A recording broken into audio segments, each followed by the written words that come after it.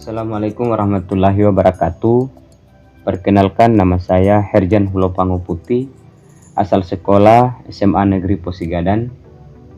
Melalui kesempatan ini kita akan membahas materi tentang dinamika perumusan Pancasila. Dalam sidang BPUPKI ada 4 konsep tentang perumusan dasar negara. Yang pertama, perdebatan hubungan antar agama. Yang kedua, pembentukan panitia 9 untuk menghindari perpecahan. Yang kedua, preambul atau persetujuan antar kalangan yang sebelumnya berbeda pendapat. Yang keempat, penghapusan 7 kata dalam preambul pada sidang PPKI pada tanggal 18 Agustus 1945. Adapun 7 kata yang dimaksud adalah bagian dari cikal bakal sila pertama dasar negara Indonesia. Dalam Piagam Jakarta disebutkan ketuhanan dengan kewajiban menjalankan syariat Islam bagi pemeluk-pemeluknya. Dalam sidang BPUPKI ada tujuan utama yang perlu kita pahami. Yang pertama, BPUPKI dibentuk dengan tujuan untuk mempelajari dan menyelidiki hal penting yang berhubungan dengan pembentukan negara Indonesia Merdeka atau mempersiapkan hal-hal penting mengenai tata pemerintahan Indonesia Merdeka.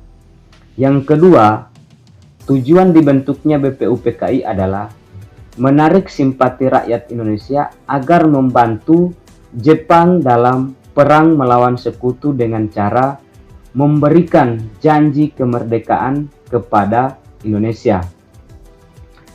Adapun tugas utama daripada BPUPKI, yang pertama adalah bertugas untuk membahas tentang dasar negara. Yang kedua, bertugas menetapkan undang-undang dasar.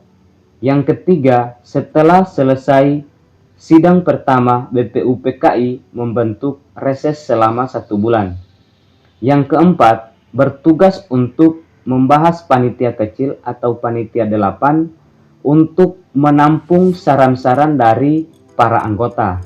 Yang kelima, bertugas membantu panitia 9 beserta panitia kecil. Dalam sidang BPUPKI, tugas melaksanakan sidang resmi yang kedua kali sebagai berikut. Sidang pertama dilakukan di gedung Ciwo Sangi In di Jalan Pejambon 6 Jakarta, sekarang sudah menjadi Gedung Pancasila. Sidang pertama BPUPKI dilaksanakan pada tanggal 29 Mei sampai dengan 1 Juni 1945, yakni membahas tentang rumusan dasar negara Indonesia. Terdapat 3 tokoh yang memberikan pendapat terkait usulan dasar negara, yaitu Mr. Muhammad Yamin, Mr. Supomo, dan Insinyur Soekarno. Nah, yang pertama mengemukakan tentang 5 dasar daripada dasar negara adalah yang pertama, Mr. Profesor Muhammad Yamin, Sarjana Hukum. Menurut beliau, pada tanggal 29 Mei 1945,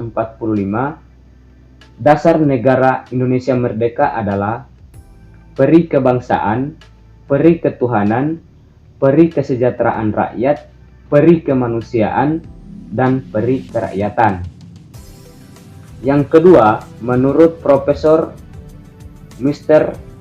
Dr. Supomo, pada tanggal 31 Mei 1945, beliau mengatakan dasar negara Indonesia Merdeka adalah sebagai berikut. Yang pertama, persatuan. Yang kedua, kekeluargaan.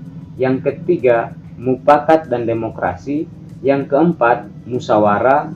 Dan yang kelima adalah keadilan sosial. Yang ketiga, yaitu Insinyur Soekarno. Pada tanggal 1 Juni 1945, beliau mengatakan atau menyampaikan beberapa pendapat 5 dasar daripada dasar negara Republik Indonesia. Yang pertama, kebangsaan Indonesia. Yang kedua, internasionalisme dan peri kemanusiaan. Yang ketiga, mufakat atau demokrasi. Yang keempat, kesejahteraan sosial. Dan yang kelima, ketuhanan yang Maha Esa. Oke, sekarang kita masuk pada materi argumen tentang dasar negara. Ada 2 kelompok yang menyatakan bahwa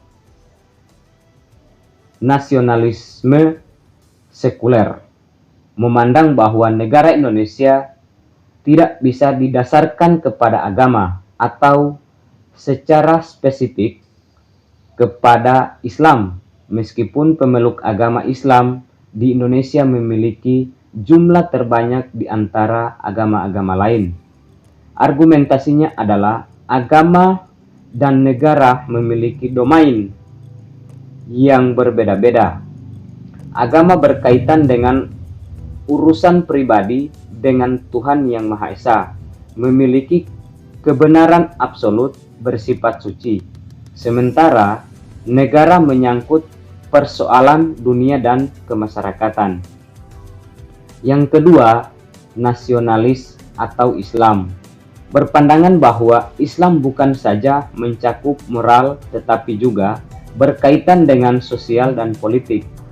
Islam tidak hanya mengatur hubungan manusia dengan Tuhan, tetapi juga mengatur hubungan manusia dengan manusia. Lebih dari itu, dalam pandangan M. Natsir, Islam adalah agama mayoritas bangsa Indonesia, sehingga Islam perlu menjadi dasar negara. Ya, terima kasih. Itulah penyampaian materi dari saya. Semoga bermanfaat untuk kita semua. Lebih dan kurangnya saya mohon maaf. Assalamualaikum warahmatullahi wabarakatuh.